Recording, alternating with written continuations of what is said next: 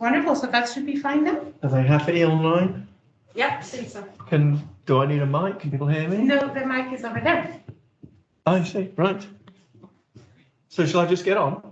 Please. Okay. I can't work out the clicker had. I'm trying to click. Oh, you can click. It's not working for you?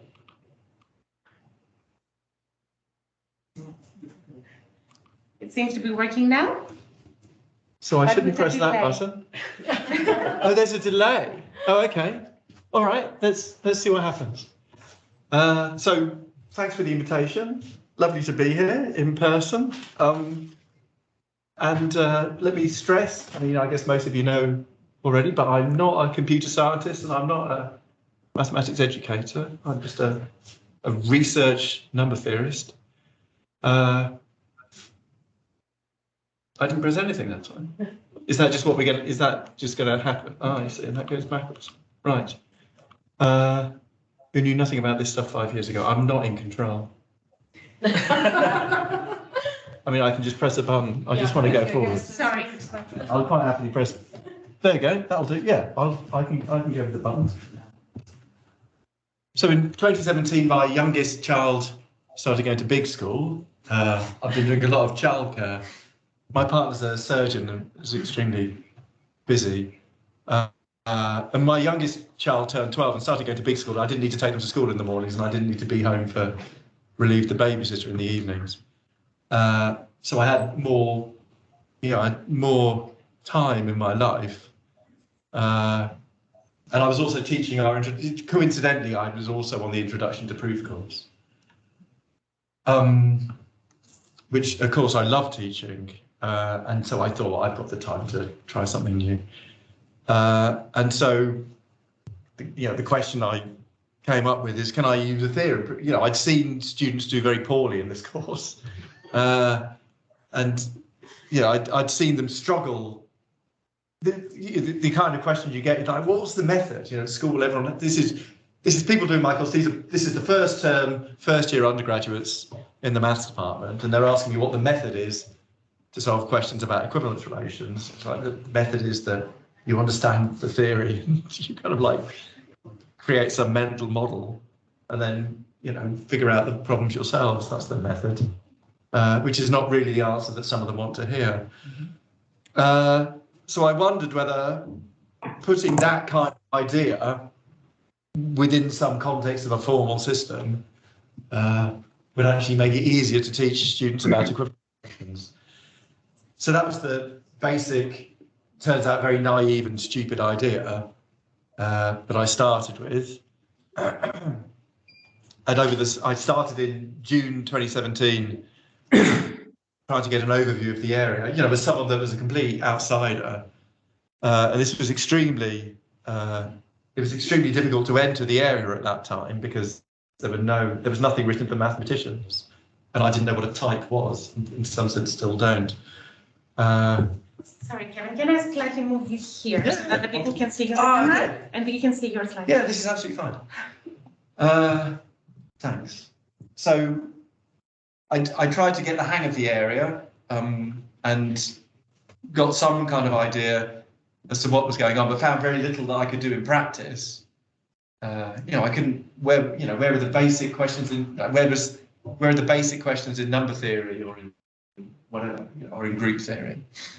Where's the proof that the order of the element divides the order of the group? Yeah, that's to me sounds like an extremely basic thing. The order of the element divides the order of the group.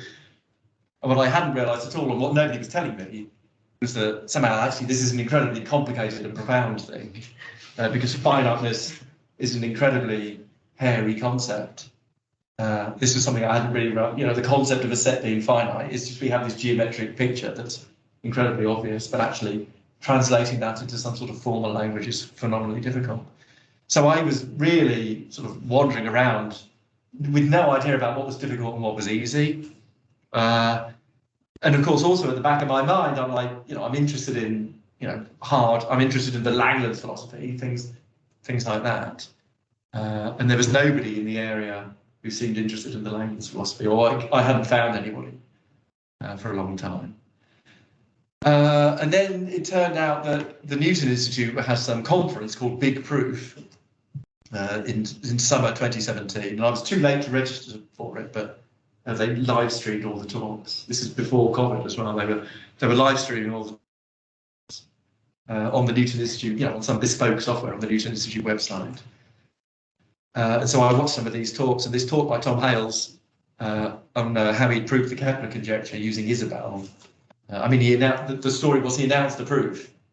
He reduced this hard conjecture about sphere packing to a question involving sort of 70,000 nonlinear inequalities that he'd written a computer program to check. And some people had raised some philosophical objections with this proof. It's like, if this code is wrong, then the proof falls down. And who's checked your code? And so he rewrote the proof. It took him it took him many years, but he rewrote the proof in a theorem prover. So clearly had proved the Kepler conjecture. And he won prizes for the work, but he didn't win prizes for the formalization, right? When the formalization was done and it was quite clear that the proof was correct, people had already started giving him prizes, and that was for proving the conjecture, not for the formalization. But he's also, works in, automorphic representation theory, the same area as me. And his talk was a little bit about his Kepler work, but his talk was about, trying to get these systems to actually engage with modern research mathematics, which was not something I really thought too much about. This is a slide from his talk from Cambridge. He suggested that the problem of even teaching computers about research level mathematics was going to be hugely difficult, because even to state the questions that we think we've proved, like local and global class field theory were proved 150 years ago, but to even state the main theorems in their current form would involve a huge amount of work to even make the definitions. You see, the first thing on his list is schemes, and the last thing on his list is perfectoid spaces. And a lot of these fancy things were, theories that part of my own research work. And so it occurred to me that actually maybe one could use this software to do, hard research. And that was not, what I'd initially brought into the system. So Hale suggested Lee might be a good theorem prover for doing hard research mathematics. So I started learning about Lee, which was something I'd never heard of before. There was a book, Jeremy and others had written this book, Theorem Proving in Lean, and you kind of think, oh, that sounds good, because it's about proving theorems, but it doesn't prove the order of the element divides the order of the group. It doesn't, in some sense, there's very little mathematics in it. But the idea was I wanted to integrate this into this introduction to proof course somehow. So I started, I read the book, did all the exercises, and then I started trying to formalize my own problem sheets. And there were 10 problem sheets in this introduction to proofs course. So this is the first part of the first question on the first problem sheet. As written by me, if x is a real number, that looks like a completely reasonable maths question, right? X is a real number, the quadratic has got two roots, right? X equals 1 and x equals 2 are the two roots. I've just taught the students about implication in lecture 1. So the question is, can you prove true or false? X equals 1 or x equals 2 implies x equals 1. So of course the answer is false, right? Because x can be 2.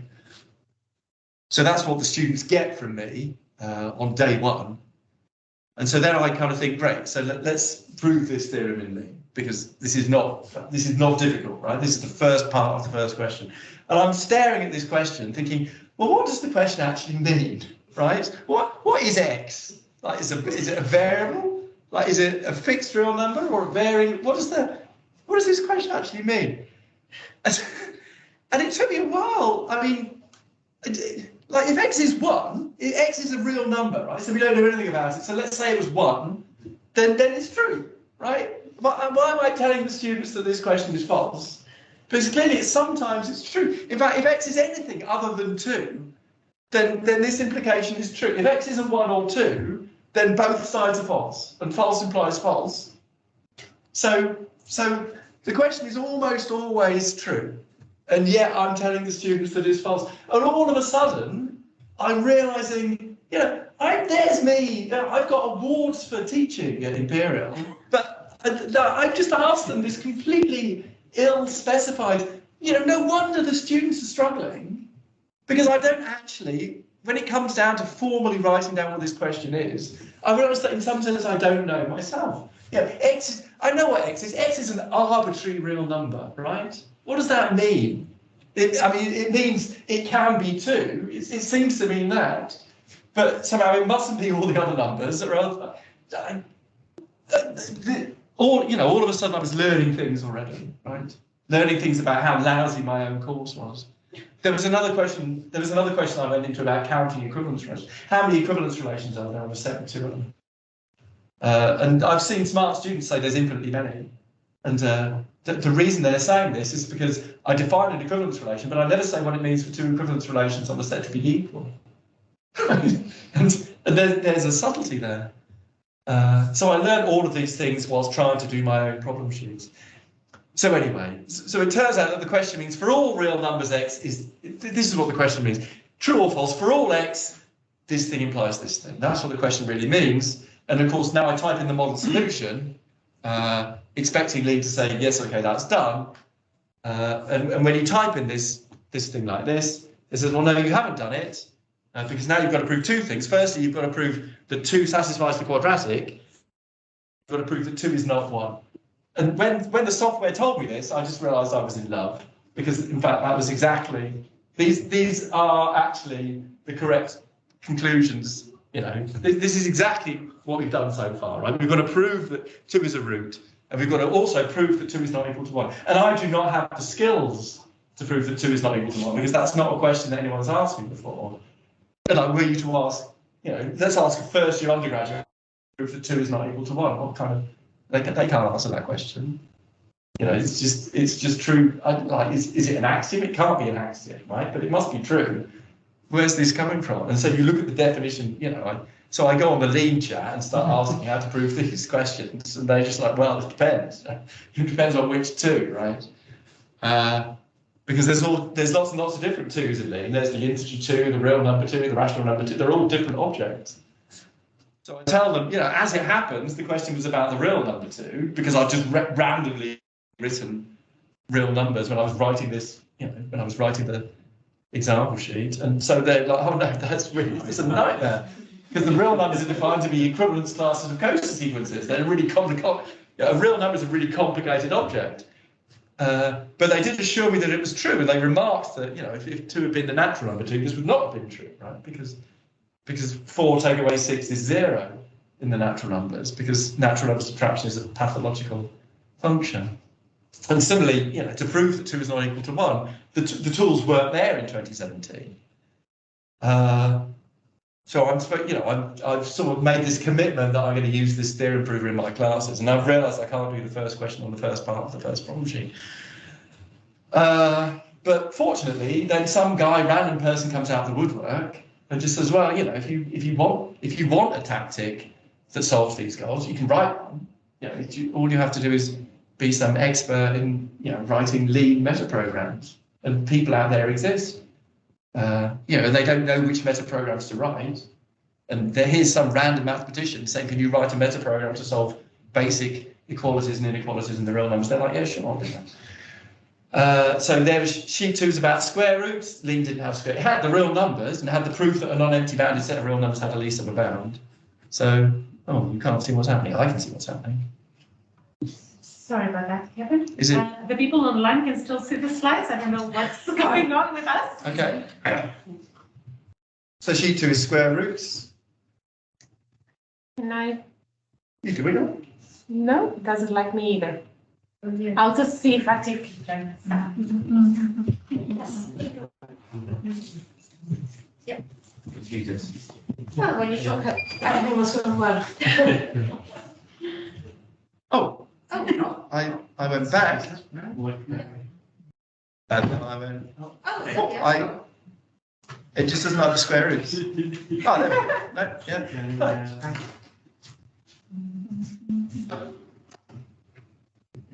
Square root of x.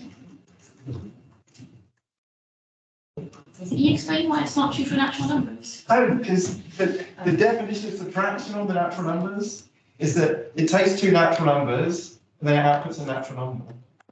The concept of subtraction is it takes two terms of a type and then outputs a term of the same type.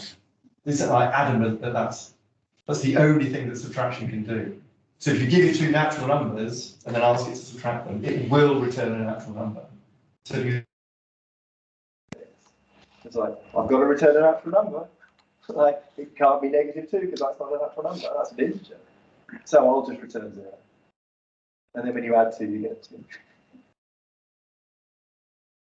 So, yeah, hard luck. So the participants on the online mode are now a bit more advanced than us.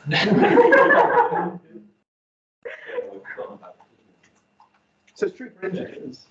But for integers, you have questions about division. Like, if you have integers, then 1 divided by 2 times 2 wouldn't be 1. Because again, division would take 2 integers and it would necessarily return an integer. So they just have like a default that has to return, as you say, it returns 0 whenever it's not a natural. Yeah, I think for division it rounds. I think if you ask 5 divided by 2, it will return 2. If 5 and 2 are integers, it will return 2. But if they're rationals, it will just return 2.5. It's just this is how the type here as well. Oh. So why is the type checking not checking that the result is possible? Why is that not mere design? The subtraction is that computer scientists are perfectly happy with this kind of completely broken definition of subtraction. Right, so definition you could define correct subtraction, which only subtracts if one is bigger than the other. Yeah, you could define modified subtraction, which takes 2 natural numbers and a proof that the first one is at least as big as the second one. Right. I could give you the proof that the first one is bigger than Yeah. So now this is a different function, right? This is a function with different elements. Evaluate the proof and you'd be able to decidability. Well, I mean, you just have to, it would just be a different function. It would be much harder, it would be really irritating to use, because every time you do a subtraction, you'd have to, in fact, the slide I was about to talk about, the square root slide, has the same nonsense in it. So the definition of square root, I defined, Lee had all these facts about the real numbers, on an empty bounded set of real numbers. But it didn't have the definition of square root. So I defined the square root of a non-negative number, to be take the real numbers whose square is less than this, and then take this. And so my input for the square root function, it took a number and the proof that it was positive, and returned its square root. And it's really hard to work with. It was like a disaster, because every time you took the square root of 2, you had to prove that 2 was positive. And if you kept mentioning the square root of 2 in the middle of some argument. Can I suggest that we all log in on Teams? Yeah. And then we're going to see the screen until the Teams prepares. Do we all have the Teams link? Was it in the email? No, it wasn't. Let me just send an email. That's it. Yeah, an email is from just well, actually, I need to argue that Teams chat is not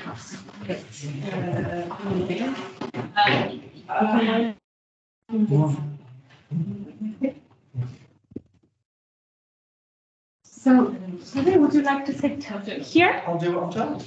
I'm quite happy to. Apologies for this. I'm quite happy to do what I'm told. Again, you're sharing here. As I said, when you thought everything was going well.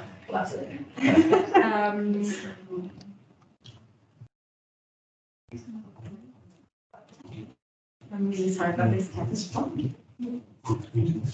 So I'm just going to send everybody Teams invites. We need to meet with someone. Yeah, yes, and we need to meet with staff. So I've done this by default because. I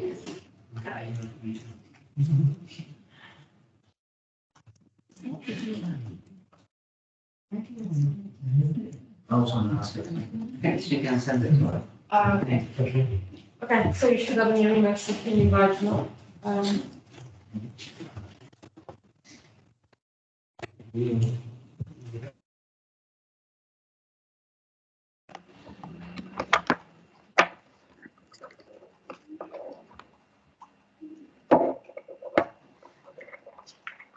There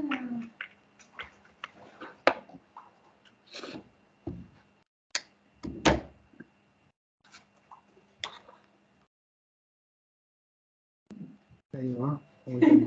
I know we have this big course. Oh. Oh. Okay. You're back. Shall I get on? Yeah, Yeah. please. So let me, in the interest of time, let me just, so sheet 2 was about square roots, which were kind of fine. So I was quite weak at the software at this point. I wrote one of the Obviously, was to prove that the square root of 3 was irrational. And I wrote a gigantic proof of this. It took me hours. So clearly, this is supposed to be a simple problem sheet question. But I was really struggling to do it. So this is part of my proof. This ended up on the front page of the LMS newsletter, to my amusement.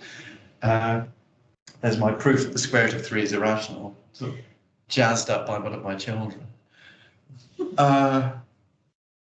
She. I understand. Where's my book?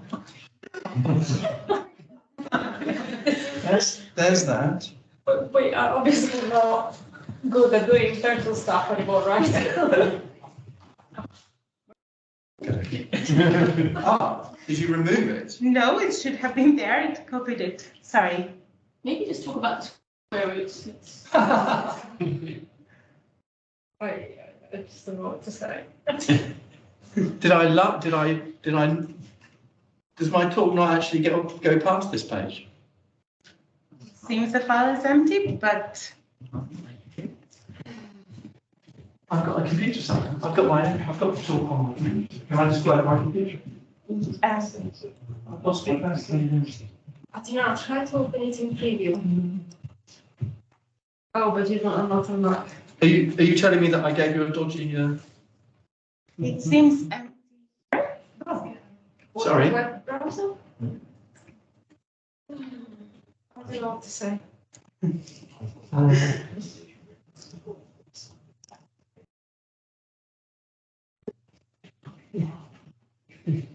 Yeah, I've still got my. Oh, yeah, no, that looks good. Yeah. Yeah. We've got that bit. The question is what happens after that. Keep going. Computer doesn't want to work with me, Oh, okay. but yeah. Are we back? Yeah. Yeah, the question is what happens after that. What happens in sheet 3? Is that not the same slide? Yeah, we've had. No, it's not. Oh, there we go. That looks good. Yeah, so we're in 2019. Yeah, great. Ah, exactly. So let me start sharing again.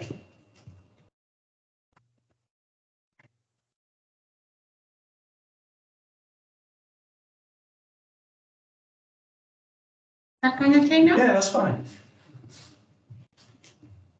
So, just briefly in 2018, what did we do? We did complex numbers. These were in our introduction to proof course, but the problem is, of course, each of the I theta is cos theta plus I sine theta. If you actually think about what that involves from first principles, you're rearranging some absolutely convergent infinite sum. And we'd only just got the definition of the complex numbers. So this is somehow not really an appropriate question. And I had to make a big call here. It's like, I'm teaching this course, am I supposed to like change the syllabus or like change the problem sheets to make them specifically more appropriate for this theorem prover, which we've got the definition of the reals, we've got the definition of the complexes, but we certainly don't have a theory of functions of one real variable yet. So I can't prove e to the I theta is cos theta. I can't even define cos theta. I can write it as an infinite sum, but now I've got to prove that infinite sums converge.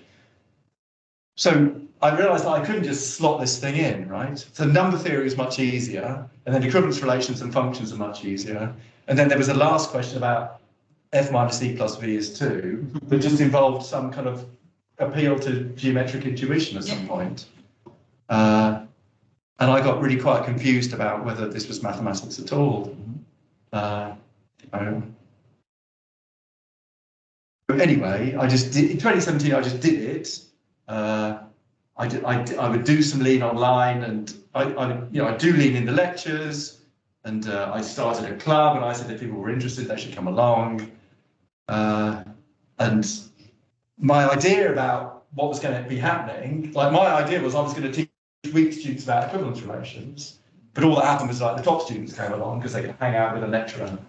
Yeah, the people that knew the course already came along because they were interested in this was like the course again, but in hard mode, basically. So that wasn't the plan at all, but was not unexpected given what happened. So I would show the students lean, and we would run into interesting problems, and I would blog about them, and then students would work on them on Thursdays. So one of the things that came up at that stage was how to build an natural numbers from scratch. So that was what happened. And summer 2018, I just did a bunch of informal lean projects that found their way into the maths library, many of them, and students were interested for funny reasons. Students were interested because they were doing something new. I think they felt like they were contributing to research. So I didn't really know what I was doing, but we hired Athena, who came along and prodded the students and interviewed them. I could use the software by this stage, so in 2018 I did basically the same thing again, and Athena tried to work out what I was doing, and you could read her paper with Paola to see the conclusions, but somehow the main conclusion that they told me was that what I was doing was completely stupid. Basically, you can't.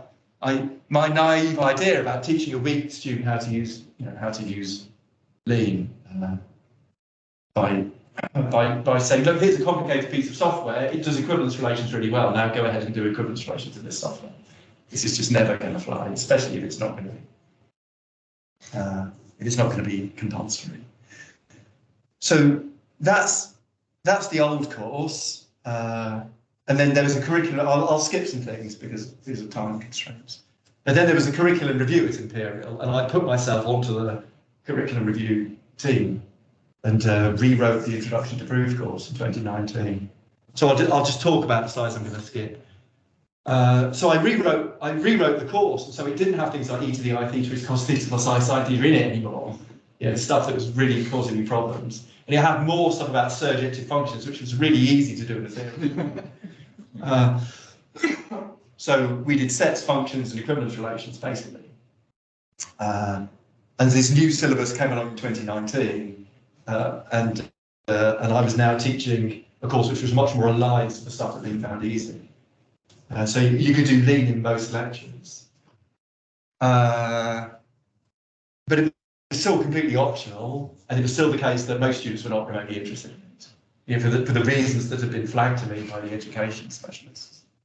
But if a student is struggling, then clearly they're not going to decide to also start learning how to use a complicated theorem prover. So that's my experience basically with first year undergraduate teaching. But more recently, in 2020, so this was, so let me skip into spring 2021, where I tried to do something completely different. I taught a course of PhD students, based on what Athena had told me. I taught a course of PhD students. So the point is, you can't teach them the maths and how to use a theorem prover at the same time. So, okay, let's start with a bunch of people that know the maths already. So these are PhD students, typically in pure mathematics. And I taught them the same material, right? In the first of the workshop, we did sets, functions, and equivalence relations again. But this time to PhD students. And it was all, COVID had happened, so we ran it all on Discord, and there were 15 or so students, and they all came week after week, and we would just meet on, Discord is like a chat server. We would all meet in a voice channel, and they would all share their screens, and I'd taken sabbaticals to write this course, and so I spent all week, every week, sort of trying to figure out how to teach a certain area. So, like, for example, the first workshop, the sets, functions, and equivalence relations, was a complete disaster. Because I thought that, well, all these students know sets, functions, and equivalence relations. So I'm lost. I just completely. I don't know how to. I can't see the bottom of my screen. I can't see. I don't know how to use Windows. No. Apologies. No worries. Yeah, but you see, you can't see what's happening in the bottom. Because there is the window. This one. Just, oh, that's nice. Yeah. But, yeah. Okay. Well, thank you. Yeah, let's work with that. So again, I was still giving them far too much to do, but by the end of it, we got to some interesting mathematics. And as I say, this was optional, but it was working great. And I was teaching PhD students. At the end of it, I've got a PhD student formalising the statement of the Burton solution diagram. And this is again something that's never been done before in any theorem proof. And so I'm teaching the undergraduate course again, kind of on autopilot now. I'm not really pushing it because the first year undergraduates, I don't quite know what to do with them. They come along and they say, "Oh, great, I want to do linear maps." It's like, yeah, we've got linear maps now. But the last thing I wanted to talk about was I've been teaching a course for third year undergrad. I went through some process of getting a course approved by the teaching committee, and I'm now teaching an optional course for third years. And that's just run for the first time. So this is the last part of my story. So this is a third year course. This is the first course I talk about lean as compulsory. You have to write 3 projects, and then you get. Paula is always telling me that orals are important, so I examined all the projects. I read the project and then I gave an oral exam. So that was the titles. This was given to them on day 1. These are the 3 projects they had to do. Formalise. Some of you learned in first year, some of you learned in second year, and some of you learned. So it's completely. I had COVID last week, but I'm no longer infectious and I'm testing negative. In case anyone's wondering about So that was the story, and I didn't know what I was going to get, and I just got completely random things. I was looking for. That was basically what I told them I was after. And it worked. I got some very weak students. I also got some students, because I've been banging on about lean at Imperial for 4 years now. There's some people who are like 4th year undergraduates who've been doing lean for 3 years straight. So there are some people in the course that are better than me at lean. And there's some who've never seen anything like it before.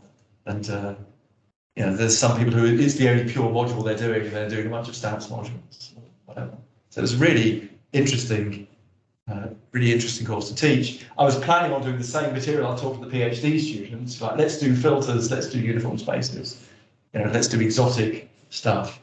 But I found that because of the nature of the course, I told the students that they were supposed to be formalising stuff from their other courses, and they didn't want to hear stuff that they hadn't learned about in other courses. They wanted to, the third year graph theory course looked perfect. So they wanted to see how to do graph theory in lean. This was something I knew nothing about. I've never used graph theory in lean. I don't care about graph theory.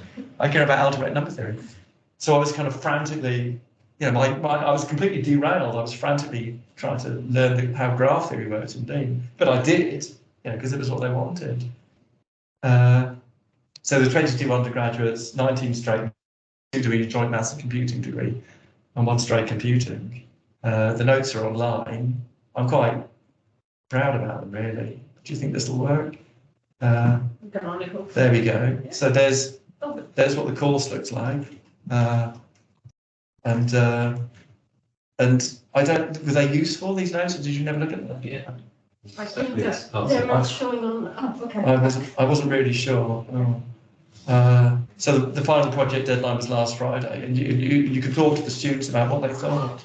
But basically, I think that everyone who went to the course is now actually capable of writing lean code at sort of undergraduate level. So that was kind of the point, really. So here's the summary then. I think the idea was to teach weak students about equivalence relations. I can't work out how to do it. So now I'm teaching random third-year undergraduates how to formalise mathematics that they already know or think they already know.